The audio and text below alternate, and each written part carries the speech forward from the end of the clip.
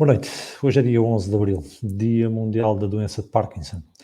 A doença de Parkinson é uma patologia neurológica, crónica e progressiva que atinge o sistema nervoso central e compromete os movimentos. Quanto maior a faixa etária, maior a incidência desta enfermidade, sendo inclusive a segunda desordem degenerativa mais comum, logo após a doença de Alzheimer.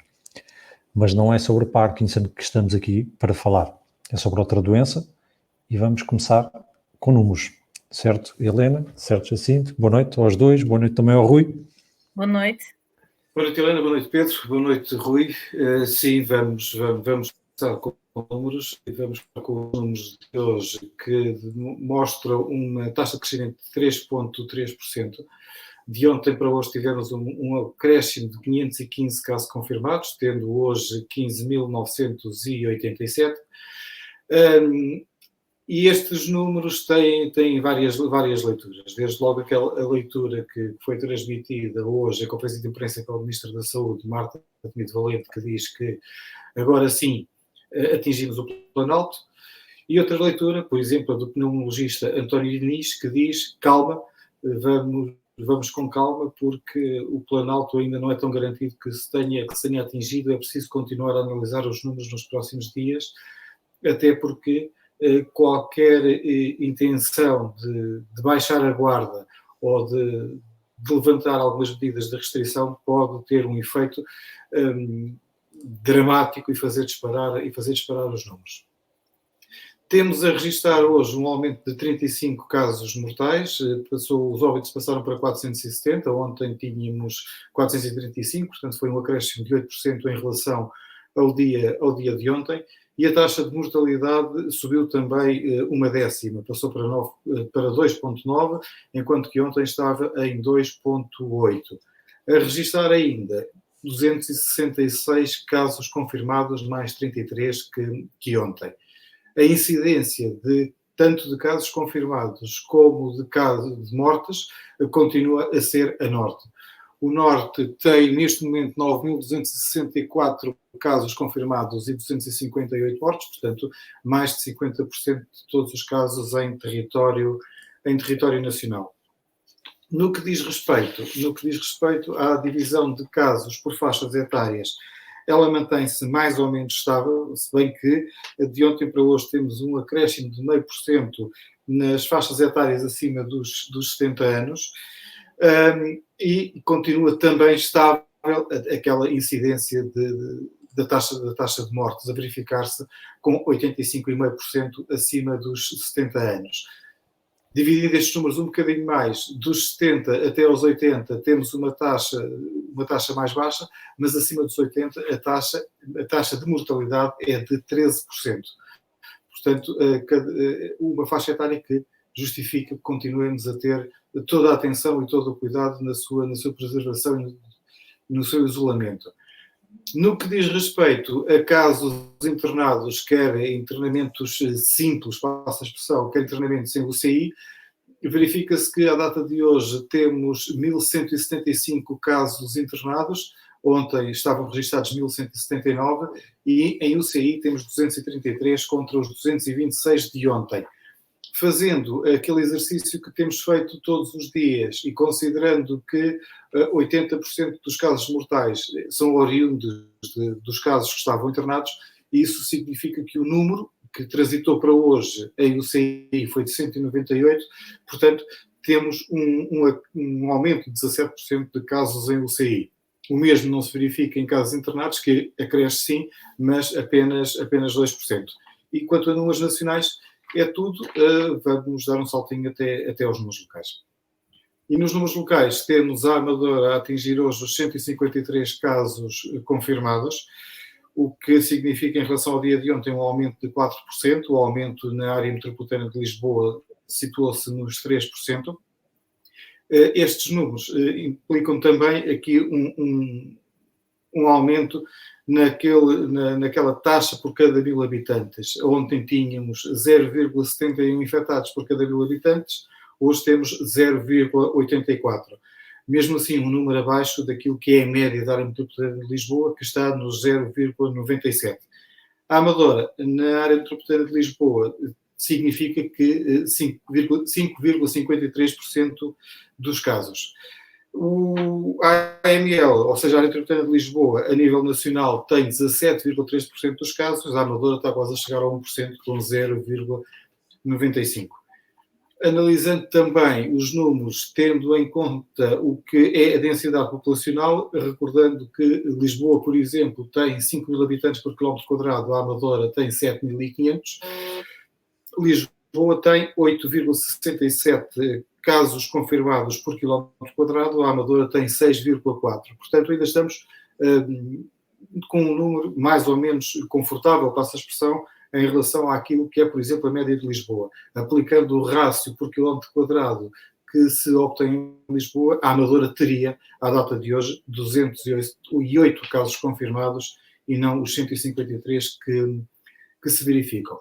No entanto, não deixa de ser importante olharmos para a linha de crescimento, quando ela conseguir estar aí visível e detectável no meio dessas linhas todas da área metropolitana de Lisboa, em que se pode observar que a linha cor de laranja, a linha que representa a Amadora, nos últimos dias tem vindo a verificar-se um crescimento mais acentuado, que contraria, de certa forma, aquele crescimento muito linear que teve em tempos anteriores. Em resposta à Teresa Almendra, que nos pergunta quando dão os números por freguesia, é uma excelente pergunta. É uma pergunta que nós todos os dias fazemos e em relação à qual todos os dias temos a mesma resposta. A DGS não quer divulgar os números por freguesia, quer apenas divulgar os números que constam do relatório que é fornecido diariamente e que é tornado público diariamente. E eu penso que, quanto a números, a não ser que tenham alguma coisa a acrescentar, por mim é tudo. Não, acho que a nível de números não. Sim. Então, Vocês não gostam de números? Gostamos de números, Eu não gosto muito. Mas depois de uma análise tão extensa e profunda, não há grande coisa a acrescentar. Nestes tempos que atravessamos, é bastante importante não haver cada um a remar para o seu lado. E tivemos um exemplo aqui há cerca de uma hora, mais coisa, menos coisa, foi agora, muito recentemente, a nível de comunicação social, onde os 3 canais generalistas, mais um do Cabo, se uniram para fazer uma campanha conjunta, transmitida nos diversos telejornais, com conselhos, faltam-me agora as palavras. Com instruções, no caso. Com instruções, exatamente, do que fazer em caso de uma situação de risco ou de hipotético contágio e também, muito importante, numa situação normal, uma aflição normal, que muita gente nos últimos dias seguramente não tem recorrido a hospitais nem a qualquer outro estabelecimento de saúde, um bocado devido à questão do perigo de contágio com o Covid-19, mas são situações que não podem ser descuradas de forma alguma. Não, e a mensagem que foi transmitida por eles também incidiu um pouco em relação a esse tipo de situações. Realce mais uma vez o facto de ter sido feito em conjunto, sem guerras, sem concorrência, como os próprios fizeram questão de assinalar, e acho que havia de ser seguido tanto mais vezes por eles, como essa mesma sinergia e essa partilha de informação, e agora é aquela bicadazinha da praxe, não é? Havia de ser seguida por outras entidades, e neste caso os números não, mas Pedro, desculpa lá, mas vamos... Lá vai ele questionar. Vou por uma razão muito simples.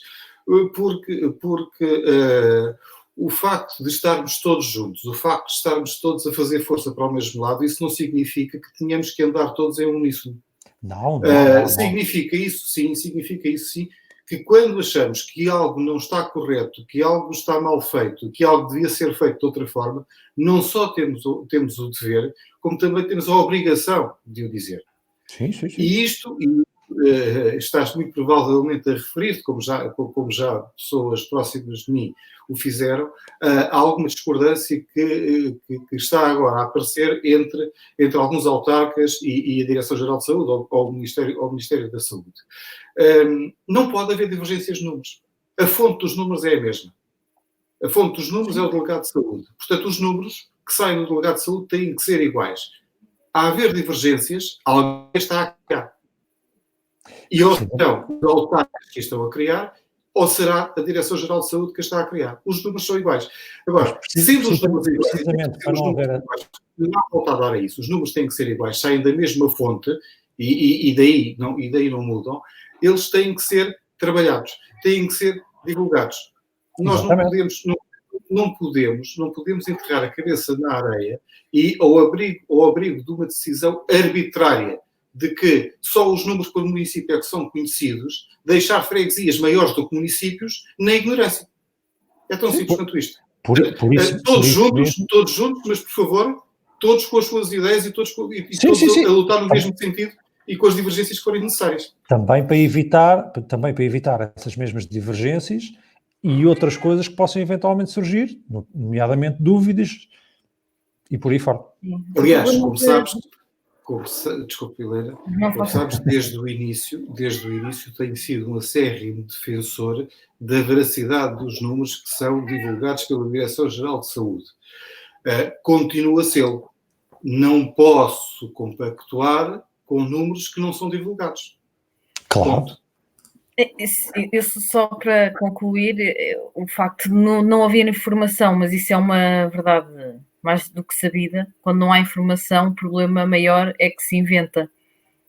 E eu acho que mais cedo ou mais tarde isso vai acontecer, e até quem anda um bocadinho pelas redes sociais percebe isso. Aliás, isso sim é preocupante, porque a falta de informação também. Helena, se a memória não me atraiçoa, porque faz hoje precisamente 3 semanas que começámos os minutos pandémicos, foi a primeira coisa que nós dissemos nos minutos pandémicos, foi que íamos estar do lado da verdade da informação. Exatamente. Mas para isso tínhamos que ter informação da fonte, para poder contrariar a informação falsa. E a desinformação e a informação falsa pode causar mais danos do que a informação verdadeira. Yeah. Sim. É a vida. Bom, continuamos, desabafos à parte. Sim. Eu hoje trago apenas aqui uma referência, porque também estamos no período da Páscoa, embora seja uma Páscoa diferente, mas é Páscoa e de certeza que a maior parte de nós, ou pelo menos muitas famílias, vão estar a celebrar a Páscoa, e é sempre uma altura em que há mais acumulação de resíduos, que é normal. E hoje, por acaso, já tinha falado disto no checkpoint que fazemos com a Presidente da Autarquia todos os dias, falámos disso na quinta-feira, para deixar mais um apelo à população para depositar o lixo no sítio correto, para não haver acumulação de resíduos fora dos caixotes de lixo. As equipas estão na mesma, de recolha de lixo, estão na mesma a trabalhar, mas de ter aqui uma atenção especial para esta situação. E eu hoje encontrei também aqui o aviso da Junta de Freguesia da Encosta de Sol, que me parece que deve ser seguido por todos, não só na Encosta de Sol. Como eles dizem bem, não se esqueça de fechar o saco quando colocar os resíduos no seu sítio, num saco bem fechado, dentro de um segundo saco, e deposite-o no contentor. Eles recomendam ainda a utilização de luvas, uma vez que estamos nesta situação de pandemia e todo o cuidado é pouco, e nomeadamente nesta questão do lixo, até porque tem sido uma certa preocupação também esta recolha do lixo, trabalho no lixo, com todas estas condicionantes desta pandemia, e todos nós devemos fazer o nosso trabalho, o nosso papel, mesmo que seja pequenino, mas pensando que há outras pessoas que têm o trabalho de recolher o lixo, para que não haja problemas de saúde pública, no fundo, e acho que nós muitas vezes nos esquecemos disso, os munícipes esquecem-se disso e acham que as pessoas têm de trabalhar por obrigação e não fazem também a sua parte. Portanto, fica aqui um alerta para esta questão. Esses esquecimentos que referes não é só durante estes dias. Não, claro que não. Durante todo o ano. É mais evidente pelo volume que é nesse sentido que estou a falar. No entanto, e relativamente ao que à minha porta se passa, nunca vi os contentores tão limpinhos. Olha, ainda bem. Pronto. É bom. Já percebi que do mesmo mal não se queixa a Helena. Por acaso não posso queixar, mas já vi situações terríveis. Não, estranhamente aqui à porta têm estado bastante limpos e organizados, digamos assim, a nível de entulho no exterior. Esperemos que este período excepcional se prolongue nesse aspecto no futuro. Sim. E diria eu que está na hora de convidarmos o nosso convidado, eu agora aprendi a dizer esta frase, para se juntar a nós, Vasco Lima, da Associação Venda Nova. Que é para parecer, só lhe falta dizer. O pleonasmo. Exatamente. Vasco Lima, da Associação Venda Nova Viva. Olá, boa noite. Obrigado por se juntar a nós aqui nos Minutos Pandémicos. Olá, boa noite. E para vir falar um pouco da Venda Nova Viva e o que é que se está a passar nestes, não é minutos pandémicos, é nestas semanas pandémicas.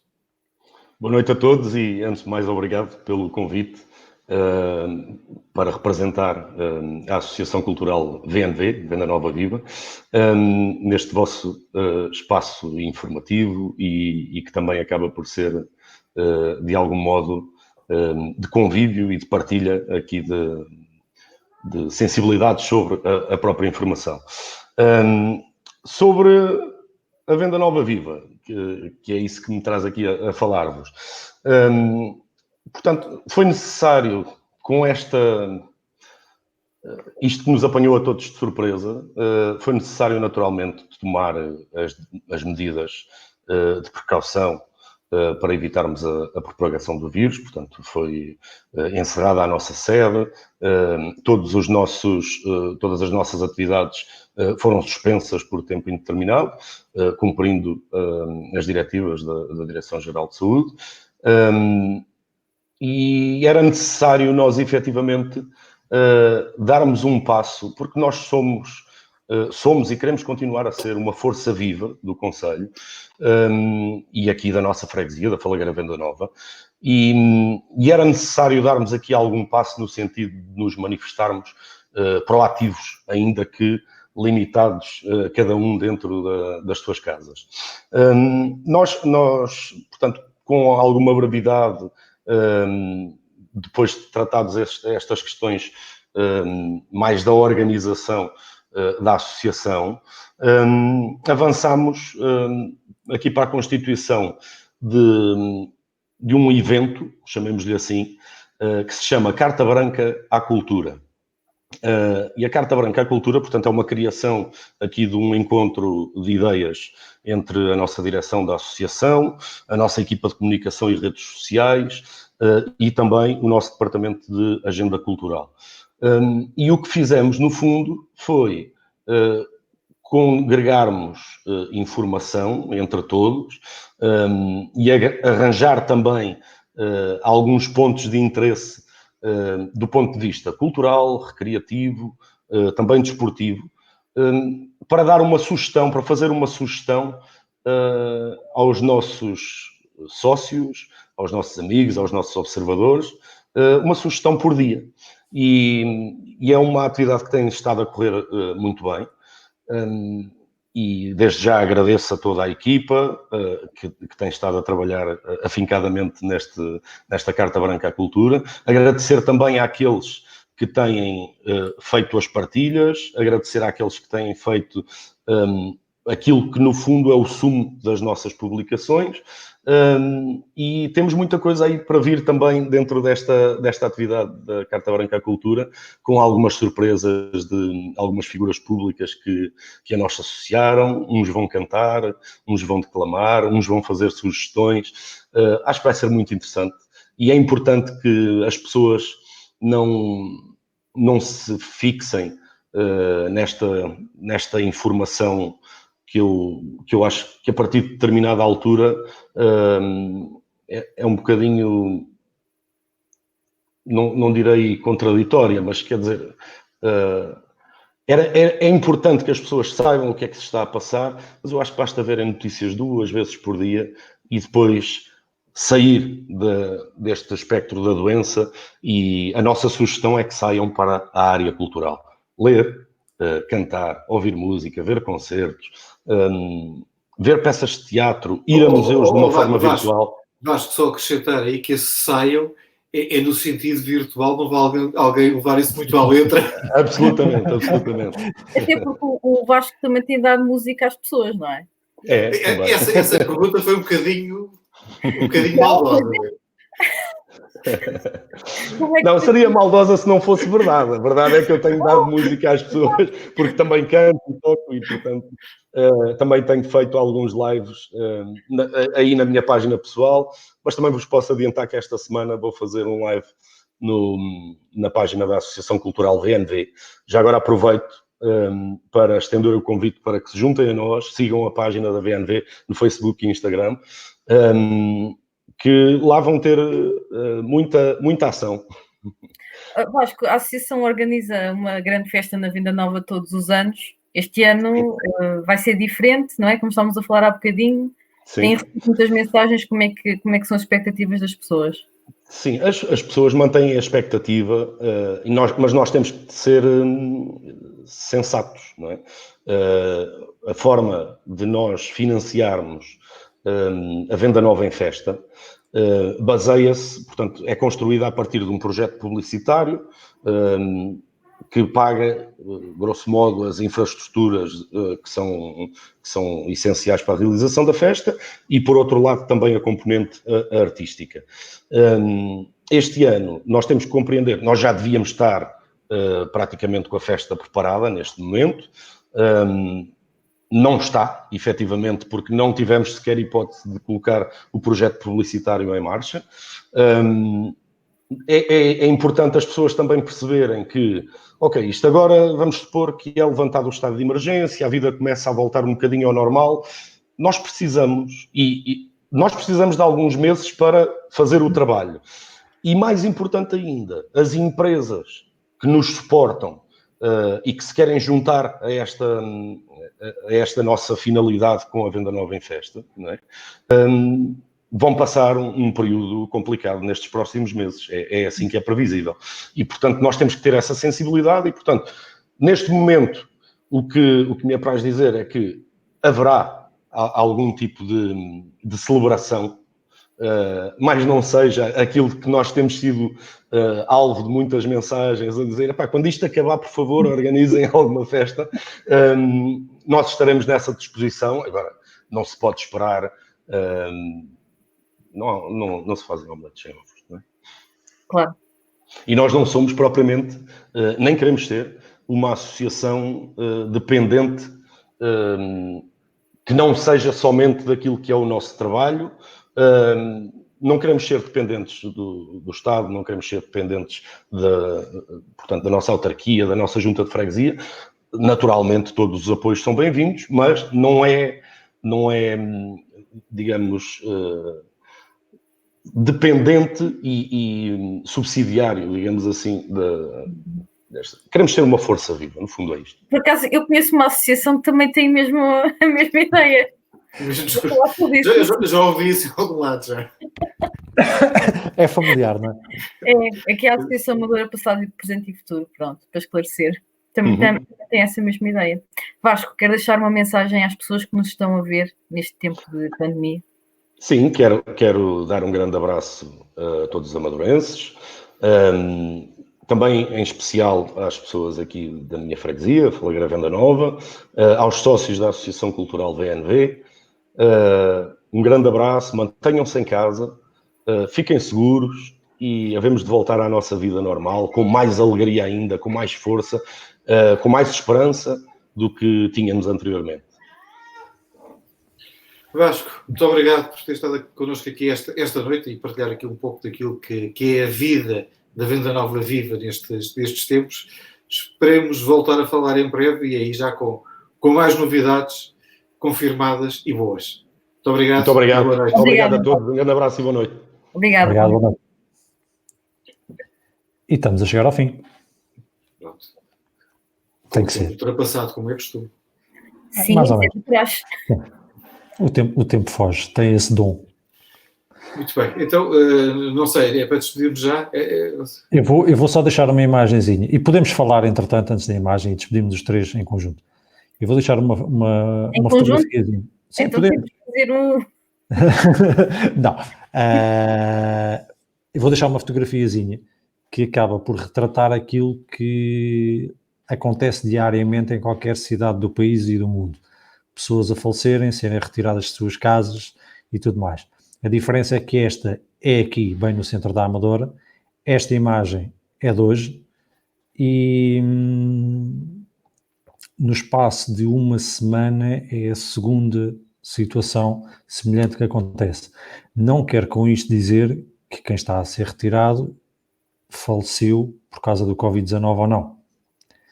Mas se repararem bem, vejam bem as medidas de proteção que quem o vai retirar tem. Há muita dúvida no ar. A falta dos números também ajuda a que essas dúvidas sejam cada vez maiores, para não serem o próximo, chamemos-lhe, utilizador deste tipo de sacos que vão deitados na maca. Deixem-se estar sossegadinhos em casa, não se metam com tretas, não facilitem. Da minha parte, até amanhã. Até amanhã. Boa noite a todos e fiquem em casa. Até amanhã.